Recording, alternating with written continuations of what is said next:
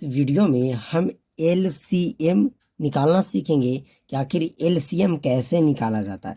तो सबसे पहले एलसीएम निकालने से पहले उसके सारे इंग्लिश में फुल फॉर्म देखेंगे, उसको हिंदी में क्या बोला जाता है वो समझेंगे। तो आइए देखते हैं एलसीएम। इसको अगर आप फुल फॉर्म देखने जाइएगा तो एल से होता है लोवेस्ट, सी से कॉमन, एम से मल्टीप्लाई।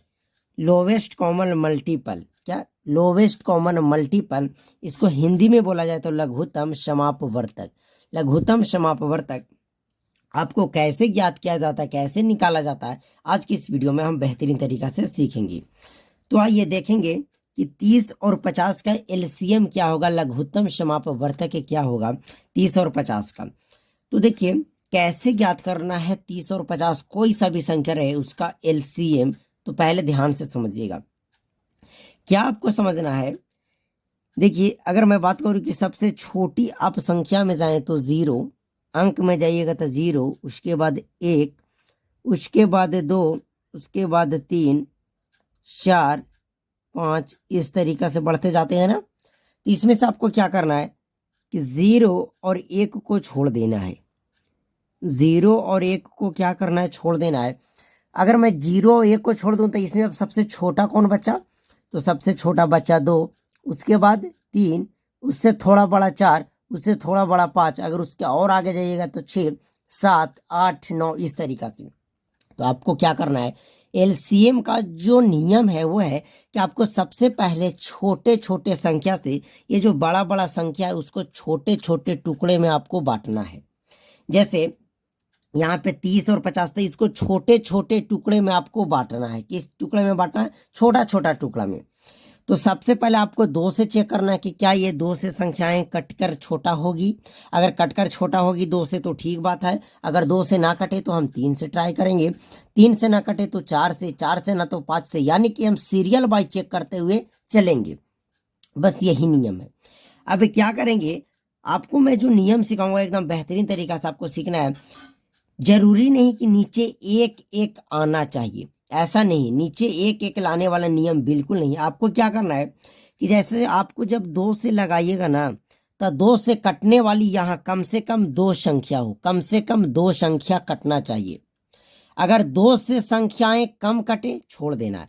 जैसे मान लीजिए आप यहाँ 3 से लगाना आइएगा तो 3 से कम 2 संख्या कटना चाहिए, 2 संख्या, एक जोड़ा कटना चाहिए। कितना, एक जोड़ा, आपका एक जोड़ा आपको कटना चाहिए। अगर एक जोड़ा नहीं कटेगा तो आपको नहीं लगाना है। बस मेरी बात को याद रखिए, क्योंकि आप बहुत कम कैलकुलेशन से बचिएगा कैलकुलेशन से, और आपका एलसीएम भी अच्छे तरीके से ज्ञात होगा। कितना, एक जोड़ा, एक जोड़ा में आपका 2 पीस होता है। कितना, 2, यानी कि कम से कम 2 संख्याएं कटना चाहिए। तो आइए कैसे लगाएंगे। तो सबसे पहले हम छोटी संख्या 2 से ट्राई करेंगे। तो क्या 2 से लगेगा, तो बिल्कुल 2 से जब लगाएंगे तो 30 का आधा हो जाएगा 2 से 15, और 50 का आधा हो जाएगा आपका 25। कितना, 2 से लगाने जाइएगा तो 2 से 15 दूना का 30, 25 दूना का 50, यानी कि 30 और 50 को जब 2 से भाग दीजिएगा तो 30 कट कर आएगा 15 और 50 कट कर आएगा आपका 25। अब देखिए फिर से आपको देखना है कि क्या 2 से फिर ये दोनों कट रहे हैं, दोनों कटना चाहिए। तो 2 से लगाएंगे तो 2 से तो 15 नहीं कटेगा, बिल्कुल नहीं कटेगा। 25 से कटेगा, 25 भी नहीं कटेगा। अब बोलिए कि चलिए 2 के बाद आपको चेक करना है 3 से कि क्या 3 से ये संख्याएं कट रही है, तो बिल्कुल। अब चेक कीजिएगा तो 3 से ये 15 कट रहा है, लेकिन 3 से 25 कट रहा है, बिल्कुल नहीं कट रहा है। और मैं आपको क्या बताया कि कम से कम एक जोड़ा संख्या कटना चाहिए, यानी कम से कम 2 संख्या, 2 से ज्यादा हो जाए कोई बात नहीं, लेकिन कम से कम 2 संख्या एक ही अंक से कटना चाहिए। तो अगर हम यहाँ 3 से लगाएंगे तो 3 से 3 पचे 15 तो कट जाएगा, लेकिन 3 का पाला में 25 नहीं आता है। तो 3 के बाद हम 4 पे बढ़ेंगे तो क्या 4 से 15 और 25 कटेगा, बिल्कुल नहीं कटेगा। अगर 5 से आएंगे तो क्या 5 से 15 कटेगा, बिल्कुल कटेगा। क्या 5 से 25 कटेगा, बिल्कुल कटेगा। तो अब जो हम यहाँ लगाएंगे मेरे दोस्त, वो लगाएंगे 5 से, तो लगाएंगे 5 तिया का 15 और 5 पचे का 25। अब यहाँ क्या देख रहे हैं, यहाँ अगर हम 2 से लगाएंगे तो 1 भी नहीं कटेगा, 3 से लगाएंगे तो 1 कटेगा, यानी खाली 3 कटेगा, 5 नहीं कटेगा। अगर आप 4 से लगाइएगा तो कुछ नहीं कटेगा, अगर आप 5 से भी लगाइएगा तो सिर्फ 5 कटेगा। अब आपको क्या करना है कि इसको छोड़ देना है, अब इसको एलसीएम ही नहीं करना। अब आपको क्या करना है कि मल्टीप्लाई कर देना है, 2 गुना 5 गुना 3 गुना 5। कैसे? यहाँ पे 2 था तो 2 लिख दिए, गुना में लिखना है 5 था तो 5 लिख दिए, 3 था तो 3 लिख दिए, फिर 5 था तो हम 5 लिख दिए। समझ गए ना? अब इसको आपको मल्टीप्लाई करके लिखना है। अगर आप नीचे एक एक भी लाइएगा ना तो फिर आपको यही आएगा, गुणनखंड में कोई दिक्कत नहीं होगा, यही आएगा। लेकिन आपको एक एक पे नहीं जाना है, आपको जोड़ा वाला समझना है, एक जोड़ा कटना चाहिए।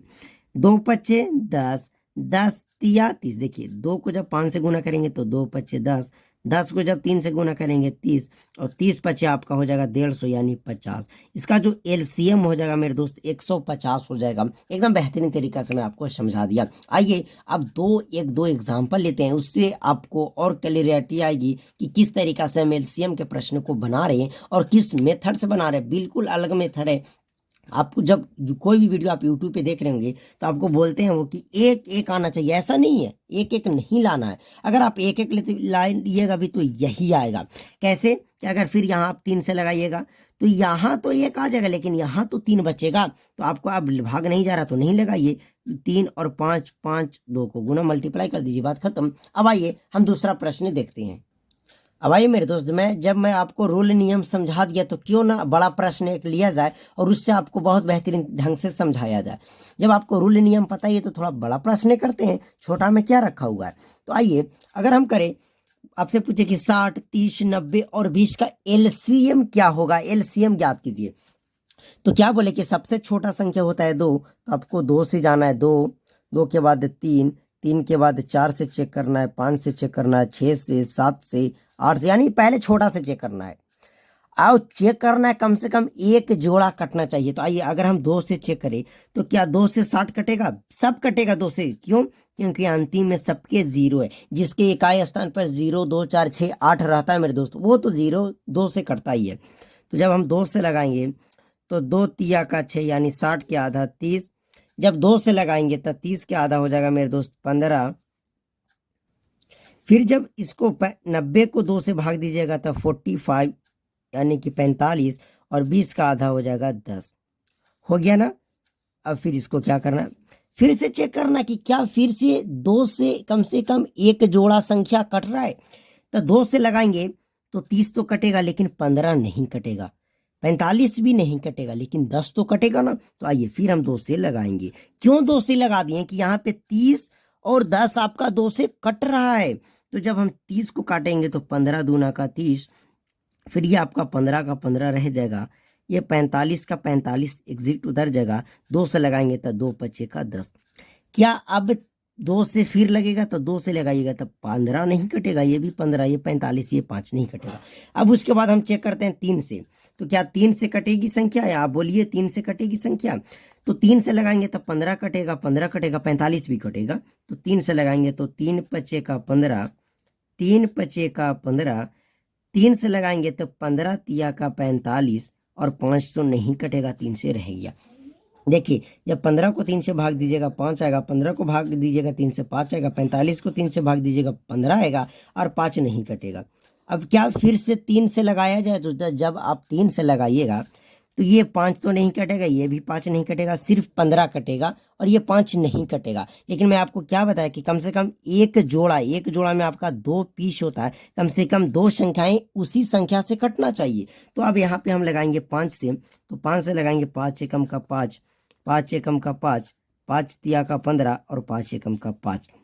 अब सबको हम क्या करेंगे? मल्टीप्लाई यानी गुना करेंगे। तो यहाँ से आइए देखिए, करेंगे 2 गुना 2 गुना 3 गुना 5 गुना, अगर आप 1 गुना 1 लिखिएगा कोई फर्क नहीं, यानी 1 को हटा दीजिए, सब 1 को क्यों गुना में लिखना जरूरी है? किसी भी संख्या को अगर 1 से गुना करिएगा तो वही संख्या आता है। 2 दूना का 4, और यहाँ से कीजिए 2 दूना का 4, और 4 पचे 20, अब आ गया 0। अब 3 दूना 6, और 6 तेरी 18। नहीं समझे? क्या किए? 2 दूना का 4, चलिए यहाँ से करते हैं। 2 दूना का 4, 4 तिया का 12, 12 पचे 60, 60 में 3 से करेंगे तो 180 आपका आंसर हो जाएगा, 180। एलसीएम का मतलब समझते हैं कि क्या होता है? ये ऐसा संख्या है, इसमें सबसे ये ऐसा संख्या है। एलसीएम कहने का मतलब कि ये ऐसा संख्या है कि जब इस सारे से इसको भाग दीजिएगा ना, सबसे ये संख्या कट जाएगा। 60 से भी इसको दीजिएगा तो कट जाएगा, 30 से भी ये कट जाएगा, 9 से भी 90 से भी ये कट जाएगा, 20 से भी ये संख्या कट जाएगा। एलसीएम कहने का मतलब कि सारे संख्याओं का एक ऐसा अधिकतम संख्या कि वह पूरे संख्या से भाग लग जाए, इस सारे संख्या से ये संख्या कट जाएगा। तो उम्मीद करते हैं कि आपको एलसीएम समझ में आ गया। तो आप आइए, चाहे तो इसका और एक बार आप पूरे फुल फॉर्म अच्छे तरीक़े से देख सकते हैं और नोट कर सकते हैं। तो बेहतरीन ढंग से मैं आपको बता दिया कि एलसीएम किस प्रकार ज्ञात किया जाता है। नेक्स्ट पार्ट में हम एचसीएफ हाईएस्ट कॉमन फैक्टर बताएंगे और इसी अंदाज में बताएंगे। आपको कभी दिक्कत नहीं होना चाहिए एलसीएम और एचसीएफ में, क्योंकि बहुत ही बेहतरीन तरीका से आपको एचसीएफ और एलसीएम ज्ञात करना आना चाहिए, आप चाहे किसी भी क्लास में। तो चलिए इस क्लास को यहीं समाप्त करते हैं। जब तक के लिए जय हिंद, जय भारत।